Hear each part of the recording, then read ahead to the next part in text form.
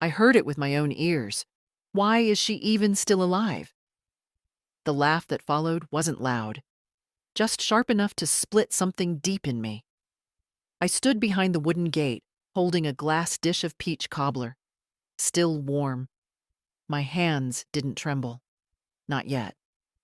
I didn't leave. I walked through that backyard like I hadn't heard a thing. Past the string lights, past the picnic tables, past the faces that didn't turn toward me. Some of them were my blood, some were strangers. But none of them smiled. Someone cleared their throat. "Oh, Mabel, we didn't know you were coming." That was Jody, my son's wife, the same voice from behind the fence. "I brought cobbler," I said. No one offered to take the dish. I found a spot at the far end of the table. The folding chair creaked under me. My back ached, but I sat up straight. The air smelled of grilled meat and citronella candles. Music played from someone's speaker, something too loud and fast for anyone over 40. They laughed, ate, drank. I watched. Carl, my son, made a toast at one point. "To family," he said, raising a beer. And when the glasses clinked, no one looked my way. The children, my grandchildren, ran past me 3 times. No one stopped. No one said, "Hi, Grandma?" I wondered if they even recognized me without the apron or the grocery bags. I used to bring them gummy worms in Ziploc bags. Jody eventually approached. She leaned in with that tight-lipped smile she wears when cameras are around. "Did you want a plate?" I looked up at her. "I'm fine." She nodded, too quickly, and walked away before I could say more. I stayed until the end. I helped stack plates. I folded napkins. I wiped the sticky table with a damp paper towel while the others started moving indoors. Then I picked up my empty glass dish, still warm from the afternoon sun. And I left. Not in anger, not in sorrow, but with a decision. The next morning I made coffee in my smallest pot. Just 1 cup. I sat at the table by the window, the same table where Carl used to do his homework, legs too long for the chair. Back then, he needed me. Now, he just tolerated me. Barely.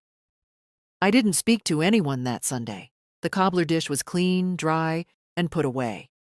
I left the house once to bring in the mail, but I didn't open the envelopes. I wasn't ready to see his name on the electricity bill again. That house, their house, was mine once. The down payment, at least. $40,000 from my retirement account, back when I believed in second chances and family investments. "Just to help you get started," I'd said.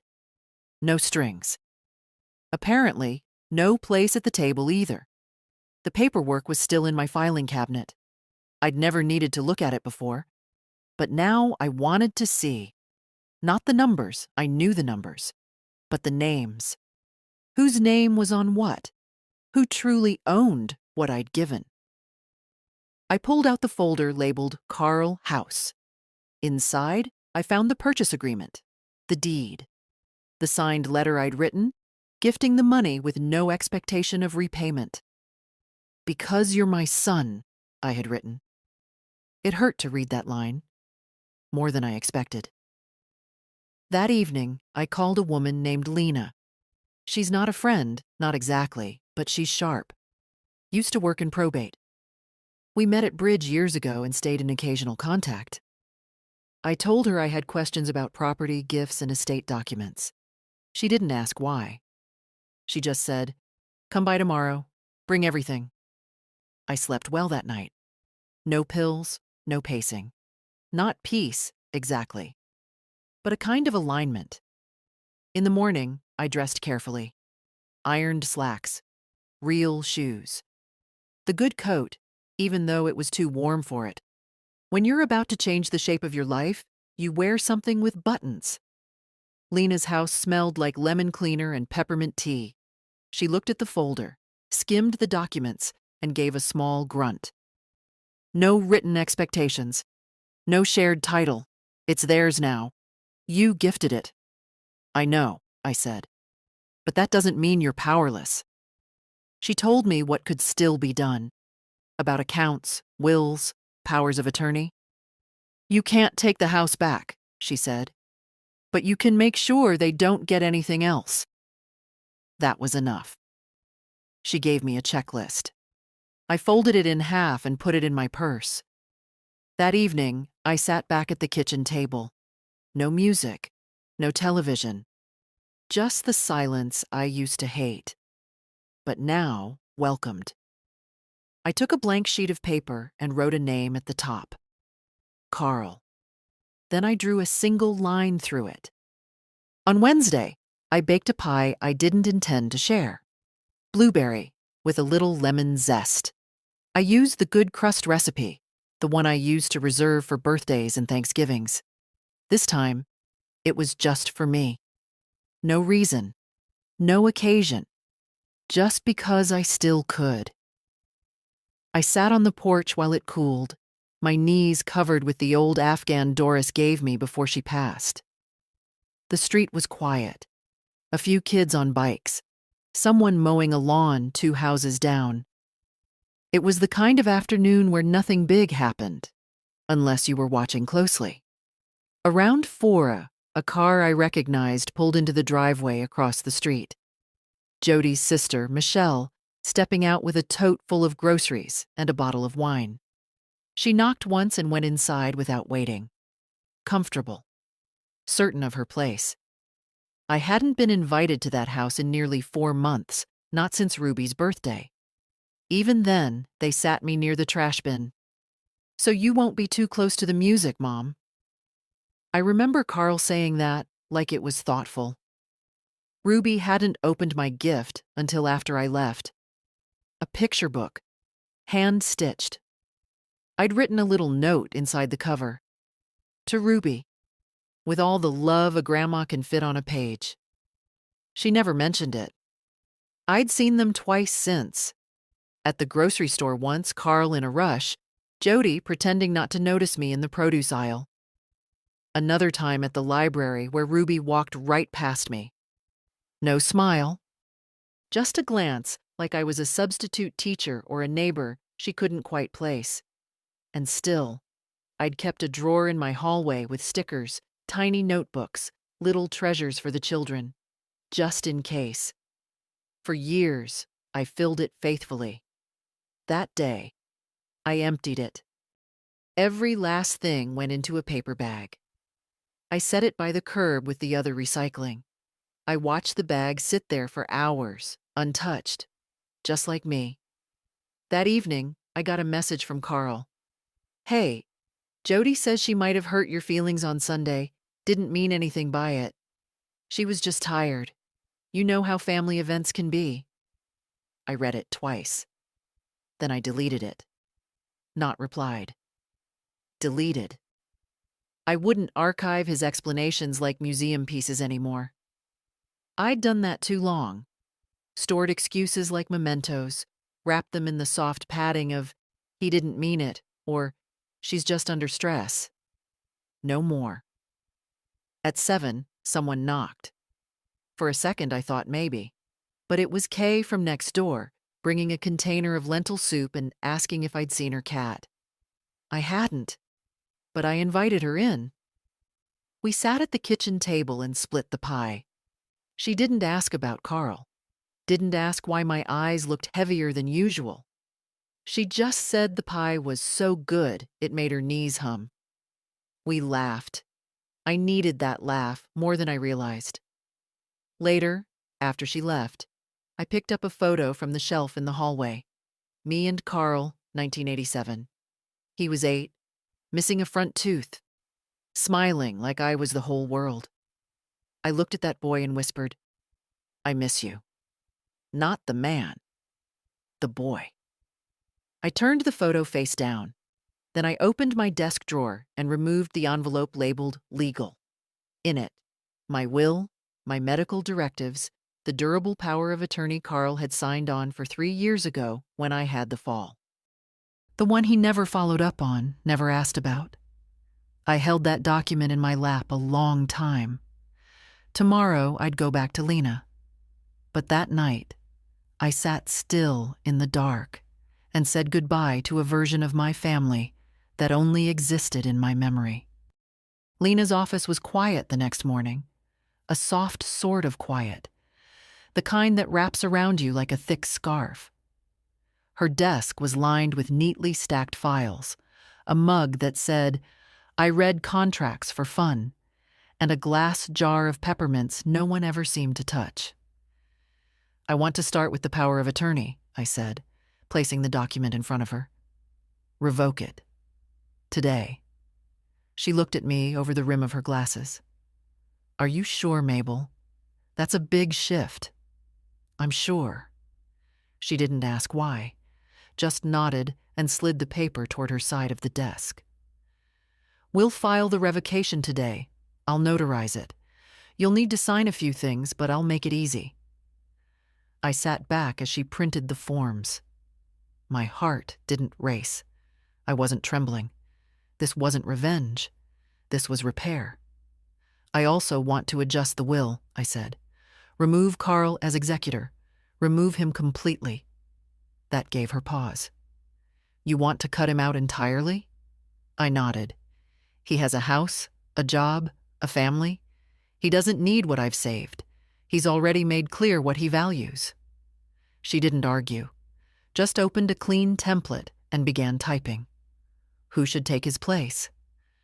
"I'm not sure yet," I admitted, "but I'll find someone. A professional, maybe. Someone who doesn't look through me like I'm a loose end." She made a note. "And the house?" "The house goes to no one in the family," I said. "Sell it. The proceeds should go to a cause that matters.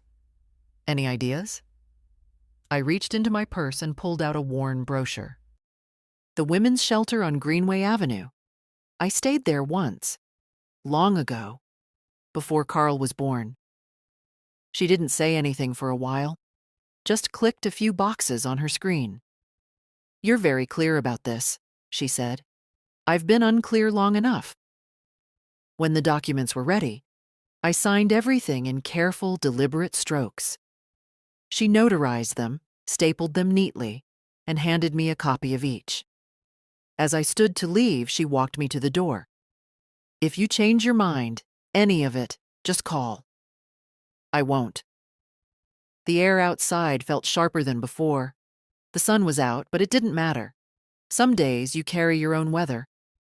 I pulled my coat tighter and walked slowly back to my car. At home, the phone was blinking. One message. "Hey, Mom, got your voicemail about legal stuff? Not sure what's going on. Jody said you were acting weird last weekend. Anyway, call me, okay?" I deleted it. Then I blocked the number. The next morning, I called a locksmith. The man was young, polite. He replaced the front and back door locks without question. When he handed me the new keys, I made 4 copies. One stayed in my purse, one in a fireproof box, one with K next door, one for my safety deposit box. I slept better that night. No dreams, just rest. Saturday morning came with the smell of rain. Not the dramatic kind, just that soft metallic damp that settles into the edges of things. I pulled on my boots and went outside anyway. The garden hadn't been touched in weeks, and the marigolds were leaning like tired shoulders. I clipped them back slowly, methodically. The shears in my hand felt like control. At noon, I drove to First Mutual Credit Union. The branch was quieter than I remembered. No long lines, just the low hum of printers and the polite chatter of customer service voices. I asked for a manager. A woman named Trina came out, brisk but kind, and led me to her glass-walled office. "I'd like to review all authorized users on my accounts," I said. She pulled up the screen. "You have 1 cosigner and 1 authorized cardholder listed. Carl J. Hemsworth. That your son?" "Used to be." She hesitated. "Would you like to remove him?" "I'd like to erase him." Her fingers paused above the keyboard. Completely? Yes. Remove the access, cancel the card, reissue everything in my name only. And I'd like to set new security questions, change the online login, and lock the account until I come in personally. She nodded and began typing. While she worked, I stared at the plant on her desk. A pothos, its leaves glossy and heart-shaped, trailing gently toward the floor.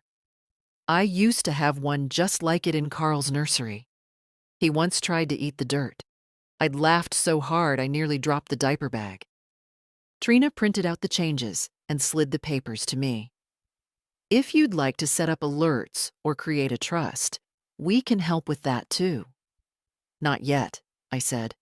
I'm still building the next version of my life. She smiled, like she understood more than she said.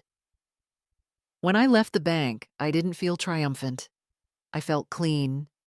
At home, I went to the hall closet, the one with the photo boxes, the holiday tablecloths, and the quilt I never finished. I took out the fireproof lockbox and opened it. Inside were my most important documents: the deed to the house, birth certificates, insurance policies. I removed Carl's birth certificate. Not to destroy it, just to separate it. I placed it in a folder labeled History and stored it in a drawer away from everything else. That night, I opened my address book. It still had tabs from the 90s, little plastic dividers that had yellowed over time. I flipped to C and stared at the names. Carl and Jody Ruby and Trent? I took out a pen and drew a single line through each one. Then I flipped to L and wrote a new name: Lena Moore, attorney, trust and estate. I slept with the windows open that night, the rain making soft percussion on the roof. No nightmares. Just a quiet, steady knowing. Sunday, Kay came by again, this time with banana muffins. We sat in the kitchen and talked about the stray cat that had taken up residence under her porch. We named it Vernon for no good reason. She stayed until just after lunch. After she left, I picked up the Sunday paper and read it cover to cover. I underlined a listing for a small apartment in a quiet complex on the edge of town. 2 rooms, ground floor, washer and dryer included. Just enough. I clipped it out and set it on the fridge. Not for now, but for soon. I wasn't running, I was preparing. Because the next time someone asked, "Why is she even still alive?" I wanted the answer to be clear: to reclaim everything I gave away too cheaply. On Monday, I called the real estate attorney Lena recommended, a man named Charles Lindell. His voice was steady, low, the kind you trust before you even meet the eyes behind it. I told him I wanted to talk about title changes and property transfers. He gave me an appointment for Thursday. In the meantime, I gathered everything: the deed to the house, the property tax records, the repair invoices I'd kept for 20 years, new roof, new plumbing, the furnace that Carl had said wasn't worth the investment, but I'd paid for anyway. Every receipt was a thread in the story they wanted to forget. I made neat copies. I labeled folders. When I was finished, my dining table looked like the war room of a woman no one had expected to resist. That night, the phone rang again. Blocked number. I let it go to voicemail. A moment later, the machine picked up. "Mabel, it's Jody. Look, we really don't understand what's going on. Carl's been trying to call. Ruby's been asking about you. We're all worried. Please call us back." I turned off the machine. The lie sat in the air like old perfume. Ruby hadn't said a word to me in weeks, not even on my birthday, which came and went with nothing but a Facebook notification from Jody that said, "Hope you're having a great one," beneath a photo of their dog. It was the same birthday where I sat in my kitchen alone and made myself a single cupcake, just to mark the day. They weren't worried. They were unsettled. And there's a difference. On Thursday, I put on my navy cardigan, the one with the mother-of-pearl buttons that still shined when I held them up to the light. I arrived at Charles Lindell's office 20 minutes early. His receptionist offered me coffee. I declined. My hands didn't need caffeine that day. Charles was kind, in a quiet, intelligent way. The kind of man who listens more than he speaks. I liked him immediately. "I want the house to be in a trust," I said, once we were seated. "No one in my family has access. Not now, not later." He nodded. "A living trust is straightforward. You'll be the trustee and the beneficiary for now. When you pass, it can go wherever you choose. I want it sold. Everything liquidated. The proceeds go to the Greenway Women's Shelter. In full." He raised an eyebrow. "No family inheritance?" "No." He didn't push, just wrote it down. "I also want to remove Carl from any and all documents where he might be listed as a beneficiary. Bank accounts, insurance, healthcare proxies, all of it." "I'll prepare the documents," he said. "We can notarize them in-house. You'll need to update your will to reflect these changes too." "I've already started that with my estate lawyer." He smiled, a small curl at the corner of his mouth. "Then we're just making it official." We worked for nearly 2 hours, reviewing clauses, signing forms, assigning contingencies. He explained everything with patience and precision. When we were done, he handed me a slim binder. "This is your trust packet," he said. "Keep it safe. Everything else we'll file this week." I thanked him and left the office with a strange sense of solidity, like my spine had real weight again. On the way home, I stopped by the bakery on Main Street. I hadn't been in years. The girl behind the counter was new. She called me ma'am and gave me a free cookie for being lovely. I bought a lemon tart and ate it in the car, the sunlight warm on my knees through the windshield. At home, I sat in the quiet and reread the trust documents. My name, my signature, my terms, no loopholes, no weak spots. For the first time in months, maybe years, I didn't feel like someone waiting to be chosen. I had chosen myself. Later that evening, just as the sky began to turn, a car pulled into my driveway. Carl. He stepped out slowly, like he wasn't sure if he'd be welcomed. I didn't open the door. He knocked once, then again. Finally, he called through the door. "Mom, please. I don't know what's happening." I sat on the couch, hands in my lap. "You changed the locks. You blocked my number. I just want to talk."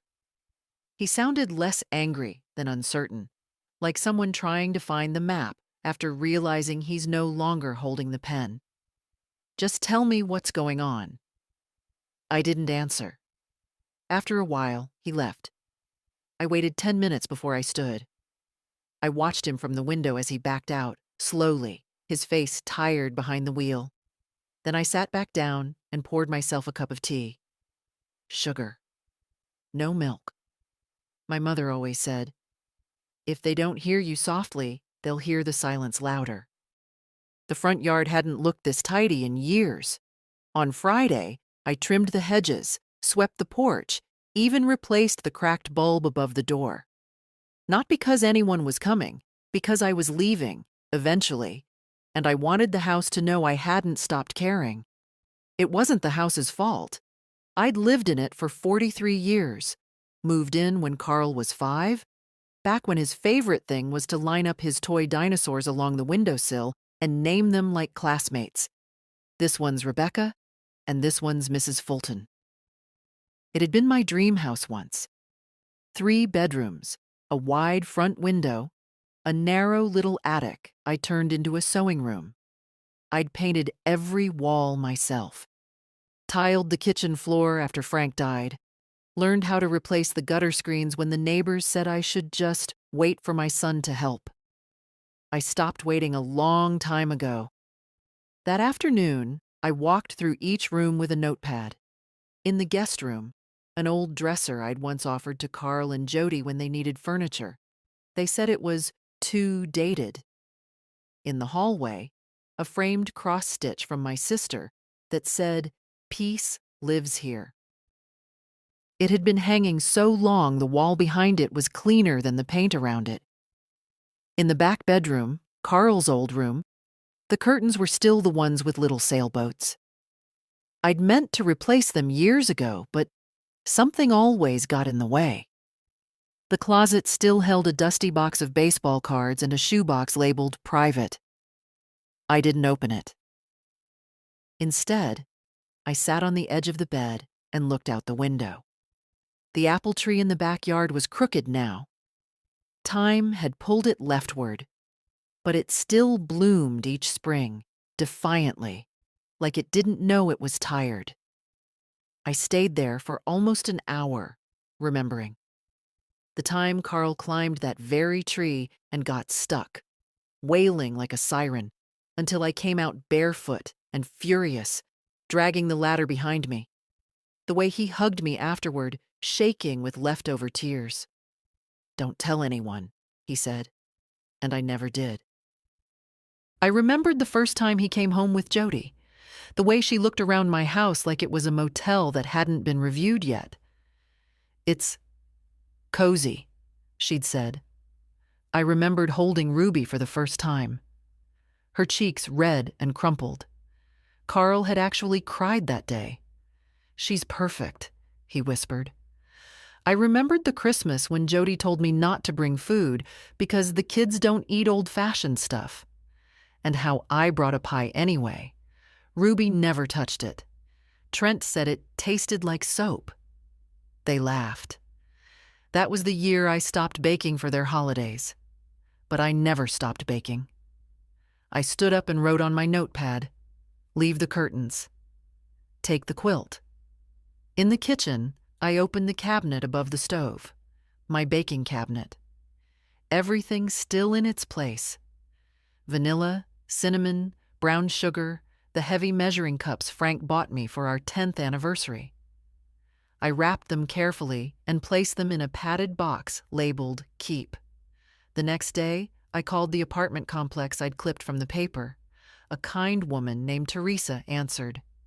"Yes, we have a 1-bedroom still available," she said. "First floor, lots of light, and it's quiet. Mostly retirees and teachers." "Do you allow cats?" "We do." I don't have a cat, but I liked knowing I could. I scheduled a viewing for Tuesday. That night, I sat on the porch with a blanket and a mug of tea. The street was still, a few porch lights across the way, a wind chime tinkling faintly next door. I thought of all the nights I'd sat here waiting, for headlights, for footsteps, for someone to remember I existed. But not this night. This night, I was just sitting. No expectation. No hunger. Just me, in the cool air, with my name still mine and my home still quiet. I thought about Carl. I didn't miss him. Not exactly. I missed the idea of him. The son who built Lego castles on my coffee table. The boy who held my hand too tightly crossing the street. That boy had disappeared long ago, replaced by a man who couldn't see past his own needs, his own schedule. Maybe someday I'd mourn him properly. But not now. Now I had packing to do. The call came on Sunday evening. Not from Carl, from Ruby. "Hi, Grandma," she said. Her voice was smaller than I remembered. "Is this still your number?" "It is." A pause. "I found it in one of Dad's old phones. He didn't know I was looking." I waited. I wanted to say I'm sorry. For the backyard. For everything, really. I didn't rush to comfort her. That instinct, the one to shield others from their shame, had lived in me a long time. But I'd evicted it recently.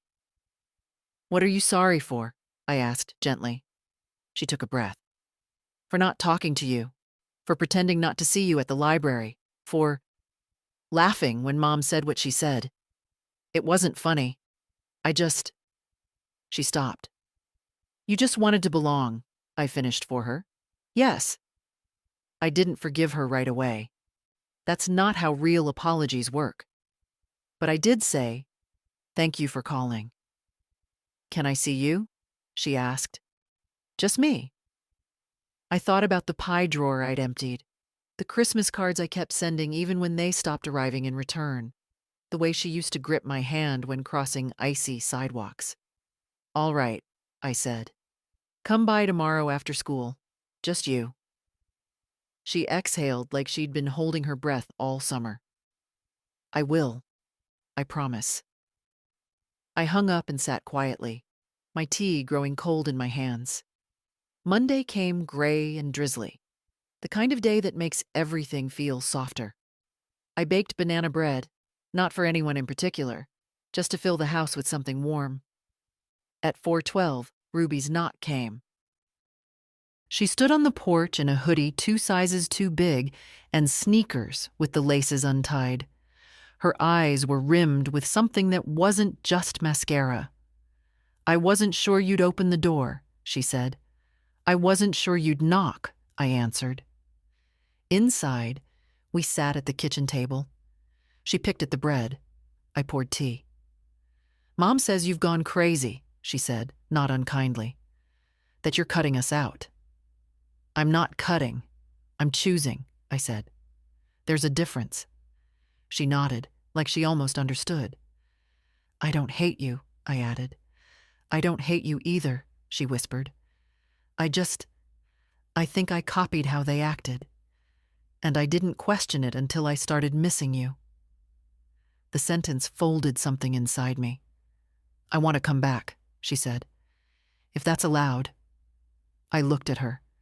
This girl who still had the same eyes as Carl at 8, before the world taught him how to be unkind. "You can come back," I said. "But not for pie, not for gifts, only for truth." "I can do that." She stayed an hour. We didn't talk about Carl. Or Jody. Just school, books, a cat she wanted but wasn't allowed to get. She left with a second slice of banana bread wrapped in foil. After she walked down the driveway, I watched her until she turned the corner. I didn't feel hopeful. I felt honest. That night, I wrote in my journal, "Maybe some doors don't need to be slammed. Just gently locked from the inside, with a window left cracked for the ones who come alone and knock with care." The next few days passed quietly. I packed slowly, one drawer at a time, one memory at a time. Not because I was sentimental, but because I wanted to know what I was keeping and why. If something didn't make me feel stronger, it didn't come with me. The apartment viewing was scheduled for Thursday afternoon. That morning, I woke up early and brewed coffee strong enough to stand up on its own. I wore slacks and a blouse, not because anyone would judge me, but because starting a new chapter deserves clean seams. The apartment complex was simpler than the brochure made it look, but it felt right. Brick buildings, tidy flower beds, a bench under a linden tree. Teresa, the manager, greeted me like she already knew who I was. "Ground floor," she said, unlocking the door to Unit 1B. "South-facing windows. Neighbors are quiet, heat's included." The space was small, yes, but honest. No pretense, no echoes of voices that had grown cold. Just clean light and walls waiting for new stories. I stepped into the kitchen and ran my hand over the laminate counter. It wasn't marble, but it was mine. The stove had only 4 burners, and the fridge hummed faintly like it was keeping a secret. I liked it. "I'll take it," I said. Teresa blinked. "You don't want to think about it?" "I already have." By that evening, the paperwork was signed. I put down the deposit and scheduled my move-in for the 1st of the month. 3 weeks. Enough time to leave with care, not haste. That night, I sat in the living room among half-filled boxes and wrote out a new address book card. Mabel Hemsworth, 128. Willow View, Apt 1B No. forwarding for Carl. I smiled as I tucked it into my drawer. 2 days later, Carl showed up again. He didn't knock right away. I heard his car before I saw it. The engine idled for a while out front, as if he was rehearsing something behind the wheel. When he finally stepped onto the porch, I met him at the door. I didn't open it. "You blocked me," he said, not angry, just confused. "You changed everything." "Yes." "Why?" I didn't speak right away. I looked at his face. Older than I remembered. Or maybe I'd just stopped seeing him clearly years ago. "I heard what Jody said," I told him, "in the backyard, and I heard you laugh." He shifted. "I didn't mean it. You know how she is. She talks out of turn. It was a joke." "No, Carl. A joke has to have a punchline. That was just cruelty wrapped in silence." "I didn't know you were there," he muttered. "That's exactly the problem." He blinked. "So, that's it? You're erasing me over one bad afternoon?" I wanted to laugh. One afternoon? The afternoon was just the final straw in a stack built over years. Years of being sidelined, pitied, ignored, tolerated. A life where I was convenient but never considered. "I'm not erasing you," I said. "I'm just finally choosing myself." He frowned. "Ruby said you're letting her visit?" "I am." "So she gets a pass?" "No. She asked to come back.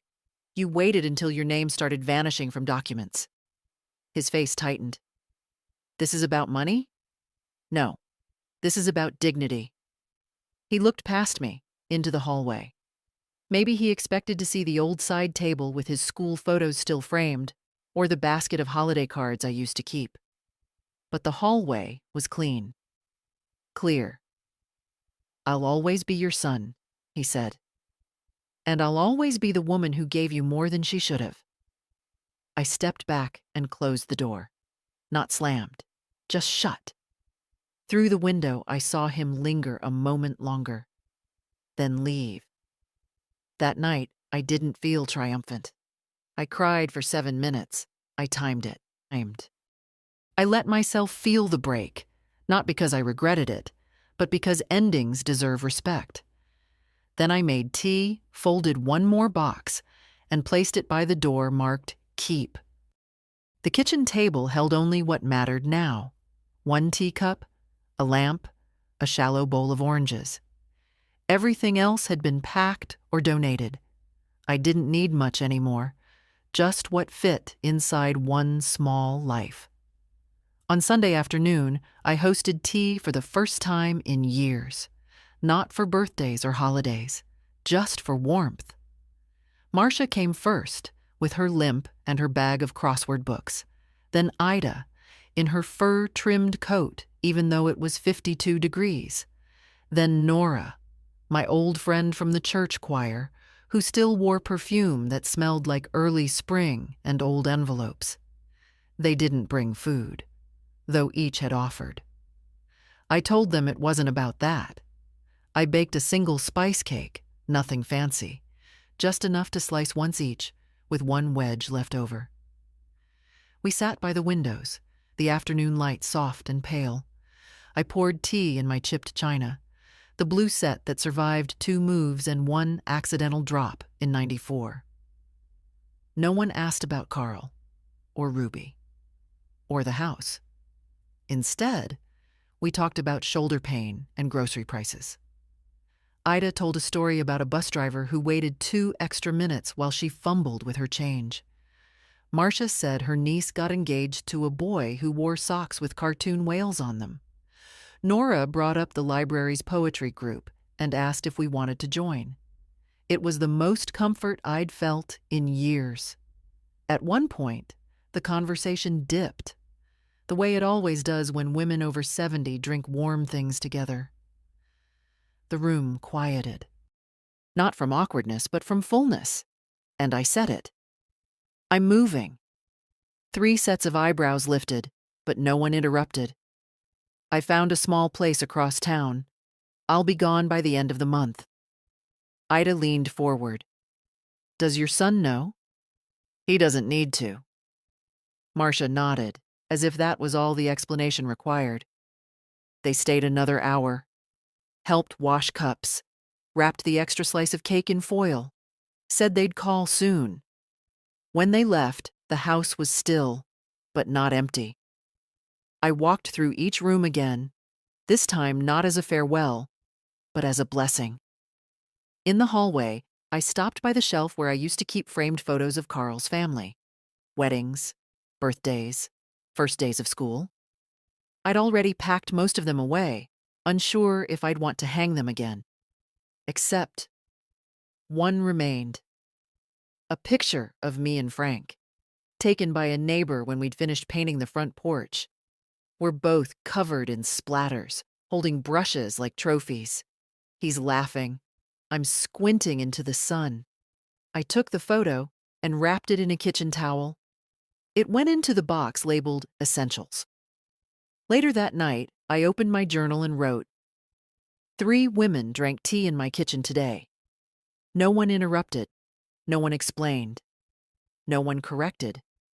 We just existed. Together. That entry meant more than all the Christmas newsletters I used to write, filled with pretend happiness and obligatory gratitude. The next morning, I woke to a voicemail from Jody. Short, cold. I heard you spoke to Ruby, and Carl says you've been hostile. If this is your way of getting attention, it's really sad. I played it once, then deleted it. Hostile. That's what they called a woman who finally spoke up. That's what they called silence when it no longer served them. I opened the back door and stepped into the yard. The air smelled of wet leaves and the faint sweetness of old grass. I walked barefoot through the patch of lawn I'd mowed myself for decades. At the far corner, where the garden used to be, the dirt was still dark. I knelt slowly, ignoring the ache in my knees, and dug my fingers into the soil. I planted 3 marigold seeds from an old paper packet I'd found while packing. Just 3. Not to bloom, but to mark something. The doorbell rang at 10:42 a.m., sharp on Wednesday. I knew it wasn't the postman. He came at noon, give or take. And it wasn't Kay, who knocked like she was always halfway apologizing. No. This knock was practiced. Polite. When I opened the door, Jody was standing there in heels too high for the weather and a coat the color of wet bone. Her lipstick was perfect, but her eyes were tight. Mabel, she said, like she was reading the word off a clipboard. Jody. She didn't ask to come in. She stepped past me like she still lived in the narrative where that was allowed. I closed the door behind her, slowly, deliberately. She stood in the middle of my living room, like someone preparing to deliver a pitch, her hands clasped too tightly in front of her purse. This is getting out of hand, she began. You've blocked Carl. You've changed your accounts. Ruby is sneaking around to call you. And now I hear you're moving? All true, I said calmly. She blinked, thrown for a moment by the lack of resistance. We're your family, she said, putting weight on the word like it was an anchor. You can't just erase us because of a bad day. I studied her. The way she wore confrontation like jewelry, displayed, not felt. It wasn't one bad day, I said. It was years of polite dismissal, of lukewarm invitations, of being tolerated instead of welcomed. One day just pulled the curtain back. Her jaw tightened. We never asked you for anything. That's the problem. You never asked. You just expected. I don't know what Carl ever did to deserve this, she snapped. He's a good man. Good men don't laugh when someone wonders why their mother is still alive, I replied, my voice steady. She took a step closer. You think you're punishing him? You're punishing Ruby. She's confused, hurt, and you're using her to prove some kind of point. That made me pause, not because she was right, but because of how easily guilt still knew my name. I took a breath. Ruby came to me, alone. She's 16. She knows what a closed door feels like. Jody scoffed. You've always made things dramatic. No, I've always made things possible, I said, sharper now. The down payment on your house, the babysitting, the casseroles, the last-minute rides, the silent endurance at birthdays when I was placed behind centerpieces so I wouldn't ruin the aesthetic. She turned, pacing. You're exaggerating. You've always been difficult. I smiled then, but not kindly. Is that what women become when they stop handing over their silence? Her mouth opened, closed. Then she spotted the packed boxes stacked near the front door. You're really doing it. I am. And what happens when you're alone in that little apartment? When no one's left to check on you? When Ruby forgets to call? I'll still have myself, I said. And I'd rather be alone with honesty than surrounded by people who flinch at my presence. She looked around, as if the house might help her win, as if the walls might join in. You're throwing everything away. No, I said, picking up the binder with my trust documents and placing it on the table. I'm finally choosing what to keep. Jody stood there a moment longer. Then she picked up her purse and walked toward the door. Before she left, she turned. Don't expect us to come running when you change your mind. I'm not running, I said, and I won't. The door closed behind her like punctuation. Later that evening, Ruby texted me a single line. She came home fuming. You okay? I wrote back. Perfectly. Some doors need closing, Ruby. It doesn't mean you're on the other side. She sent a heart emoji, followed by, still bringing cookies Thursday. Don't bail. I didn't. And I wouldn't. The papers were ready. Lena called Thursday morning. Everything's signed, filed, confirmed. The trust is active, your accounts are protected, and your will is updated. You're now the sole decision maker of every inch of your life. Thank you, I said. 2 words that held more weight than most confessions. I'm proud of you, Mabel. I smiled into the phone. Funny how many people say that only after you start saying no. By noon, I was at the bank, binder in hand, handing over the final forms. The clerk was young, barely 25, but she treated the documents like something sacred. I liked that. We'll update the beneficiaries right away, she said. And this authorizes removal of your son from all shared access. It does. She nodded with the kind of calm efficiency I once mistook for coldness. Now I understood. She was simply prepared, like me. Afterward, I walked 2 blocks to the post office and picked up a key for a new P.O. box. When they asked for a forwarding address, I declined. Anyone who truly needed to find me already knew where I was. Back at home, the afternoon light was soft through the curtains. I brewed a fresh cup of tea and pulled out the last envelope, my medical directive. A copy for my new doctor, another for the safe box. It felt like sewing the final thread in a dress I'd been mending for years. At 3:30, Ruby arrived. She brought chocolate chip cookies in a plastic container and a magazine with a quiz on, what type of flower are you? We sat on the porch, eating cookies and circling answers in pencil. I was apparently a lilac. Quiet, observant, easily underestimated. Ruby was a marigold. Resilient and hard to root out, she read aloud, grinning. That checks. When the cookies were gone, we just sat. She swung her legs lightly under the bench. Dad says you're turning your back on family. I didn't respond right away. He's hurt, she added, softer. Not that it excuses anything, but it's all he talks about. Then he's finally talking about something that matters, I said. She looked down at her lap. I miss the old you. No, I said. You miss the version of me who let herself be erased quietly. That wasn't me. That was survival. She nodded. I get that now. We sat for a while longer. Then she pulled out a folded piece of paper. It's just a sketch, she said, suddenly shy. I made it last night. I don't know if it's any good. I unfolded it. A pencil drawing, rough but clear. A woman seated in a chair, her back straight, eyes forward. In front of her, a chessboard. On her side, just 2 pieces. On the other, a full set. But her pieces were in winning positions. She's not done, Ruby said. She's just starting to play her game. I didn't speak. I couldn't. I reached out and squeezed her hand. Can I hang it in the new apartment? I asked. She lit up. Really? Really. As the sky turned peach behind the rooftops, she stood to leave.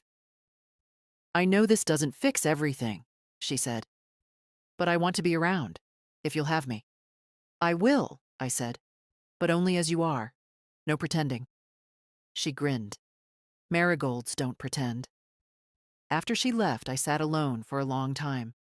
The drawing in my lap. The house quiet around me. All the paperwork signed. All the decisions made. No more permissions to seek. No more hoping for invitations that came too late or too shallow. It was done. Not bitterly, but firmly. Tomorrow I would begin packing the final boxes. And after that, something better than hope. Space. Moving day arrived quiet, without ceremony. I woke before dawn, made coffee in the same chipped mug I'd used for over 20 years, and stood in the kitchen one last time, barefoot, the linoleum cool under my soles. The light hadn't yet reached the windows, but I didn't need it. I knew every inch of this house in the dark. The movers came at 9 more sharp. 2 young men, polite, fast, a little surprised by how few boxes I had. I'd labeled everything clearly: kitchen, keep, closet, donate, bedroom, memories, and one marked do not open yet. They didn't ask questions. By noon, the house was nearly empty.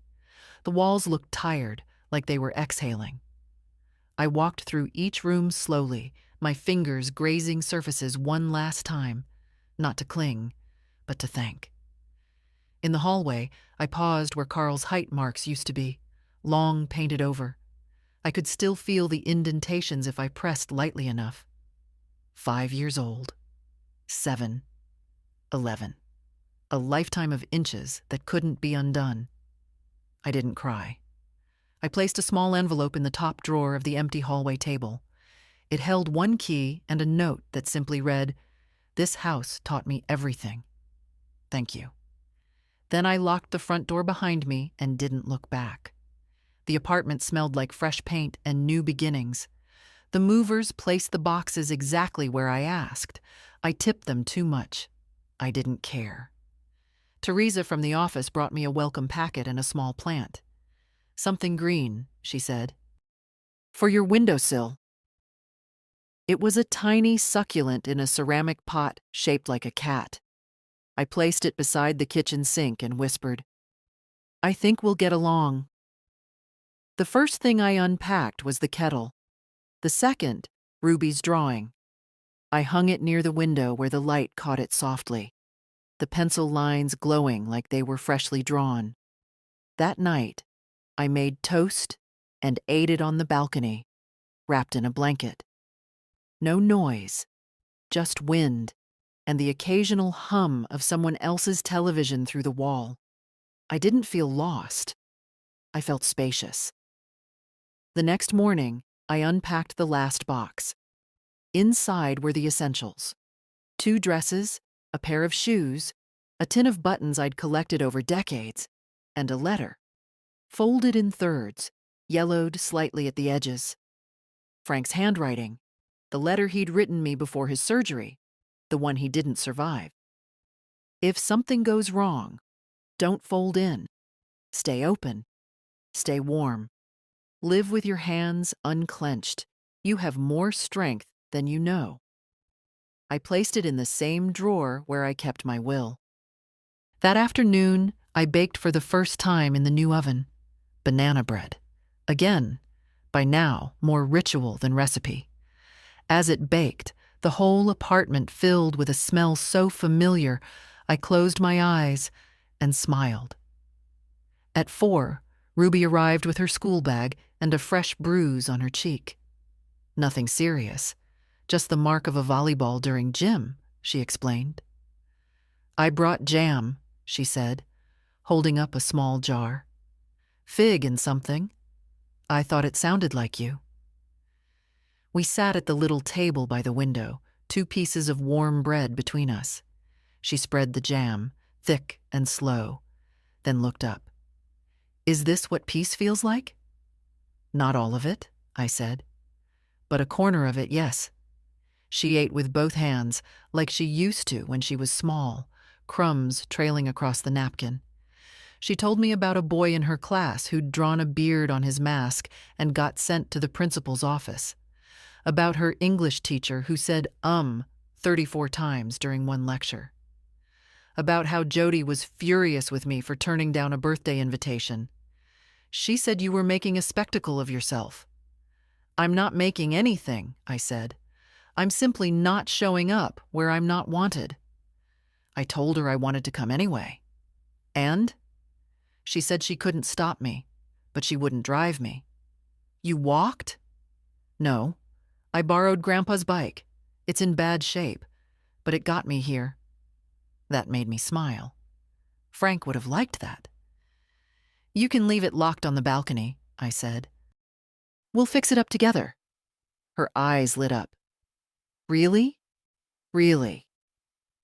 After she left, I watched the sun lower behind the row of trees outside. I didn't miss the house. I didn't miss Carl's silences or Jody's sideways smiles. I didn't miss the old version of myself that whispered, maybe next time they'll see you. Because now I saw myself, and I didn't need permission to exist. 1 week after the move, the house sold. The realtor called to say the offer came in just above asking. An older couple, no kids, looking for quiet and history, she said. I almost laughed. They'd found both. I didn't go back, not even for the walkthrough. I gave Charles power of attorney for the sale, signed what needed signing, and let it go. He called when it closed. It's done, he said. I thanked him, then hung up and stood in the middle of my apartment. It wasn't large, but every inch of it was mine. I opened a new bank account for the shelter donation. I didn't put it in my will. I gave it now. I walked in myself, handed the check to the director, and said, "This is for the women who leave without shoes." She stared at the amount and started to cry. I didn't. I'd done my crying. This wasn't grief. This was intention. That night, I made soup. Not for anyone, not for an occasion, just because I liked the way leeks softened in butter. The radio played quietly in the background, some jazz station with no ads, just saxophones and soft rhythms that didn't ask for applause. I ate in my robe, standing by the stove. No table setting, no explanations. Just hunger, met. At around 8:30, my buzzer rang. I didn't expect anyone. When I answered, I heard Ruby's voice. "Can I come up?" Of course. She was carrying a shoebox and wore an oversized sweatshirt with sleeves pulled over her hands. "What's in the box?" "Stuff I'm not ready to keep at home," she said. Inside, a notebook, a phone charger, a necklace that wasn't Jody's taste, a photo of her and me at the zoo when she was 5. She had chocolate on her face. I'd forgotten that day. She hadn't. "I don't want to live there when I'm older," she said suddenly, sitting cross-legged on the floor. "With them, I mean." "You won't have to," I said. You get to choose. Even if they hate me for it? Especially then. She nodded, thoughtful. Do you think people can change? Sometimes, but I think the better question is, can they stop pretending? She looked up. Are you still angry? No, I'm finished.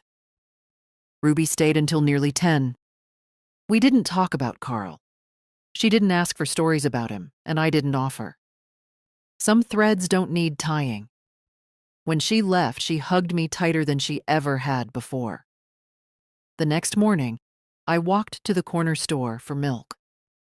The man behind the register nodded at me like I was already part of the routine. You're the banana bread lady, he said. The kid with the bike talks about you. I smiled. That's me. I bought a newspaper just because I could and read it on the balcony with my feet tucked under me. The world still turned. Bills still came.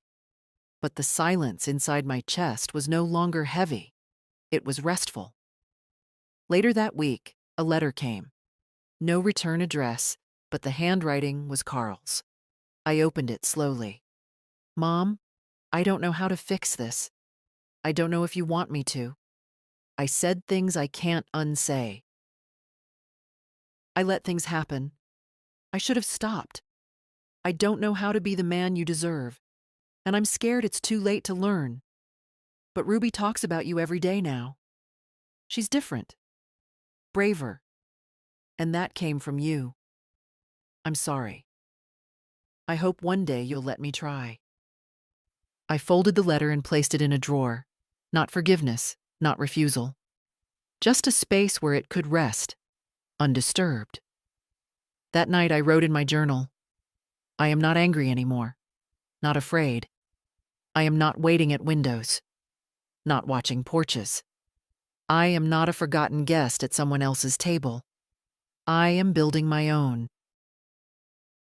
The day I turned 73, I woke up without an alarm. There were no balloons, no surprise texts from relatives who remembered me once a year, no brunch reservations or gift bags left on stoops, just morning light through clean curtains, the sound of rain somewhere in the distance, and the soft breath of a life that now belonged only to me. I made pancakes, 2 of them, ate them with honey and a sliced pear. Then I sat in the middle of my little apartment with the photo of Frank propped on a chair and said, well, we got here, didn't we? At noon, Ruby came. She brought tulips, red ones, still wrapped in the paper sleeve from the florist. You're not a birthday cake person, she said. So I brought flowers like grown-ups do. She gave me a small envelope. Inside was a card she'd made herself, painted, not drawn.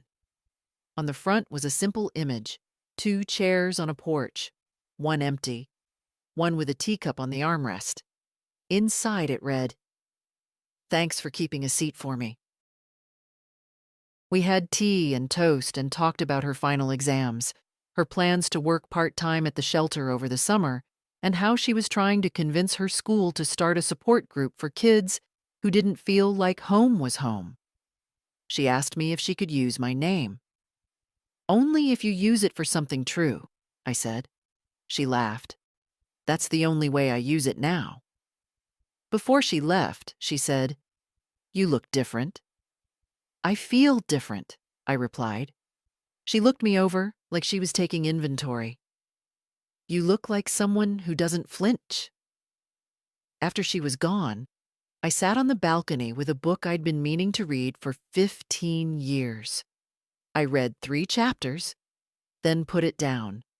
Not because I was tired, but because I didn't need to finish things just to prove I could. The next day, I mailed a donation to a legal fund for elder women in housing disputes. I didn't include a note, just the check and the name of the trust, quietly placed like a stone in the right hand. I also planted basil in a small clay pot. It wilted a little in the first days, then perked up, leaning toward the kitchen window like it had made a decision to live. One morning, I got a text from Carl. "Happy birthday, Mom." I didn't send a card. I figured I haven't earned that yet. Just wanted you to know I'm still here. I didn't respond, not out of anger, because not every apology needs a reply. Some simply need to land, quietly, in the place where harm was once ignored. That evening, I invited Marcia and Ida over. Nora couldn't come, she'd caught a cold, but sent a crossword torn from her paper with a note. 12 down made me think of you. The answer's anchor. We drank tea and laughed about knees and politics and how Teresa from the leasing office had taken up bird watching in her hallway. They brought cherry pie and a promise to come again next week. After they left, I stood in the doorway for a moment and just listened. Not for footsteps leaving or for silence returning, but for the sound of a house that had filled up again, this time with the right kind of noise. That night, before I turned out the light, I wrote in my journal for the last time in that volume. They asked why I was still alive. Now I can answer. To remember my name. To set my own table. To keep the door open just wide enough. For those who knock with clean hands. All right, I just watched this video and I need a minute because wow, the title hit me like a truck.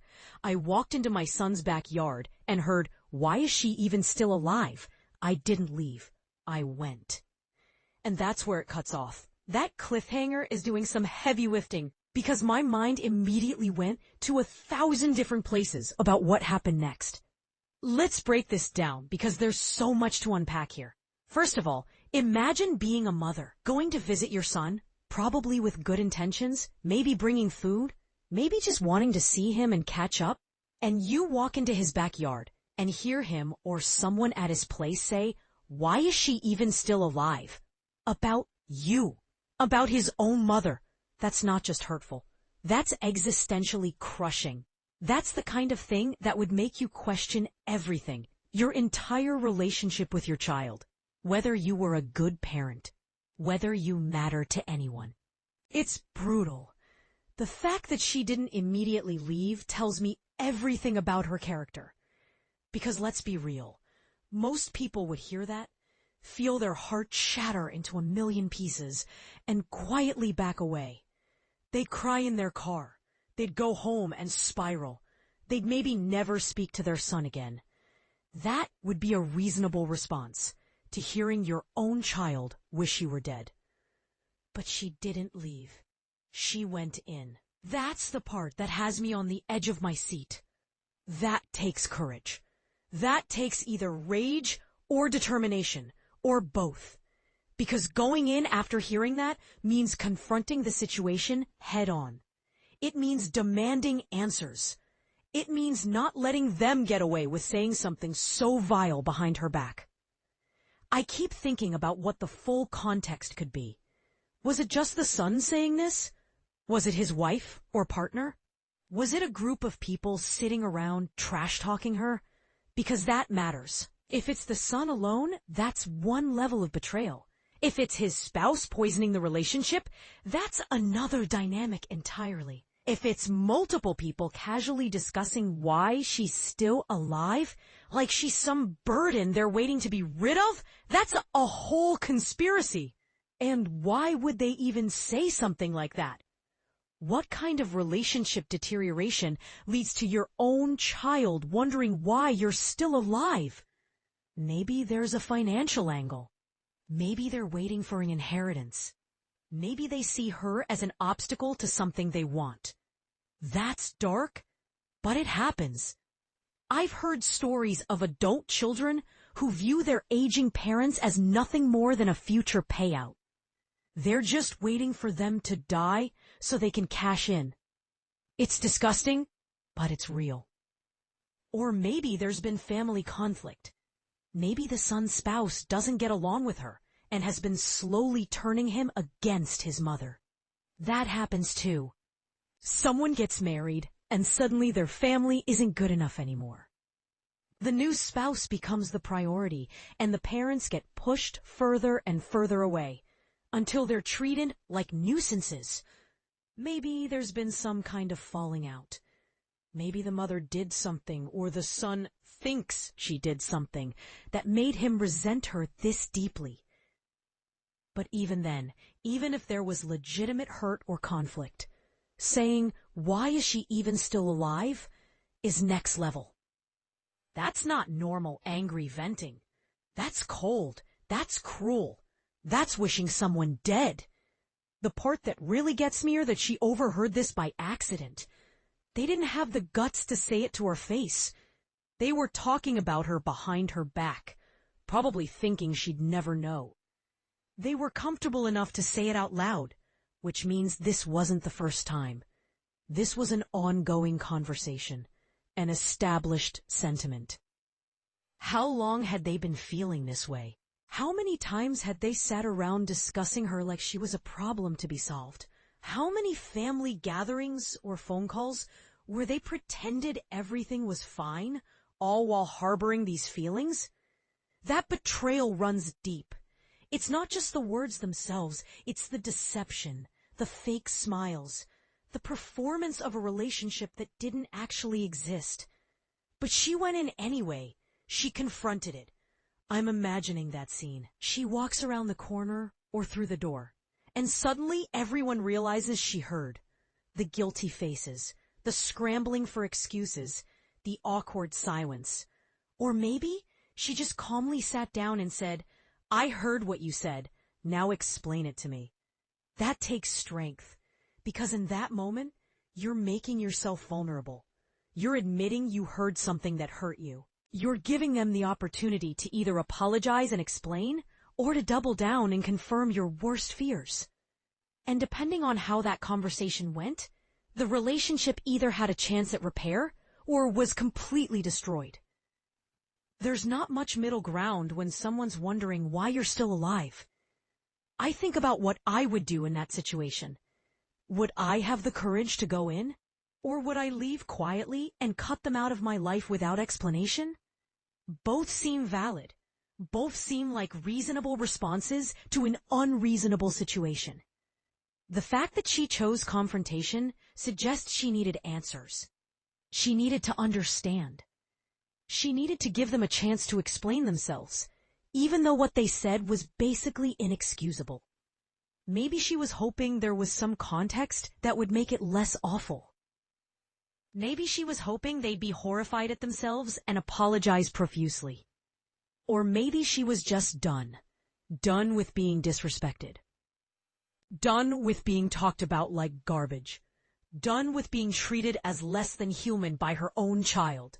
And she went in there to tell them exactly what she thought of them. I hope it was the latter. I hope she walked in with her head high and made them feel small. I hope she called them out for their cruelty. I hope she made them squirm. This video also makes me think about how we treat our aging parents in general. There's this thing that happens where people start viewing their elderly parents as burdens, as inconveniences, as obstacles to their own lives. And they forget that these are human beings, people with feelings, people who sacrificed for them, people who deserve basic respect at minimum. Even if you have a complicated relationship with your parents, even if there's legitimate hurt there, they're still people. You don't get to sit around casually discussing why they're still alive like you're waiting for them to die. That's sociopathic behavior. And if you are waiting for your parents to die so you can inherit something, you need to take a hard look at yourself. Because that's not normal. That's not okay. That's treating your parents like ATMs instead of human beings. The son in this story, and whoever else was in that backyard, failed on the most basic level of human decency. You don't talk about people like that. You especially don't talk about your own mother like that. I wonder what happened after she went in. Did they try to gaslight her? Tell her she misheard? Claim they were talking about someone else? Or Did they own it and explain their twisted reasoning? Did she cut them off completely? Did they beg for forgiveness? Did the relationship survive this, or was this the final nail in the coffin? I hope she found peace, whatever the outcome. I hope she realized that their cruelty is a reflection of who they are, not who she is. I hope she surrounded herself with people who actually value her. I hope she cut out the toxicity and lived her best life out of spite. Because here's the thing. When people show you who they are, believe them. When your own child wishes you were dead, that tells you everything you need to know about the relationship. And at some point, you have to let go. You have to accept that some people aren't capable of love, even for their own parents. This video is a gut punch reminder that family doesn't always mean loyalty. That the people who are supposed to love you most can hurt you the deepest. That sometimes the bravest thing you can do is confront painful truths head on. I don't know how this story ended, but I know that mother is stronger than I might be. She heard something devastating, and instead of running away, she walked toward it. She demanded to be seen and heard, even in her pain. That's not weakness. That's power. And to anyone watching who has aging parents, check yourself. How do you talk about them when they're not around? How do you treat them? Do you see them as people or as obligations? Because one day you're going to be old too. One day your kids might be sitting in a backyard somewhere, and you're going to hope they remember your humanity. Don't be the person in this backyard. Be better. Your parents deserve better. And honestly, you deserve better than living with that kind of ugliness in your heart.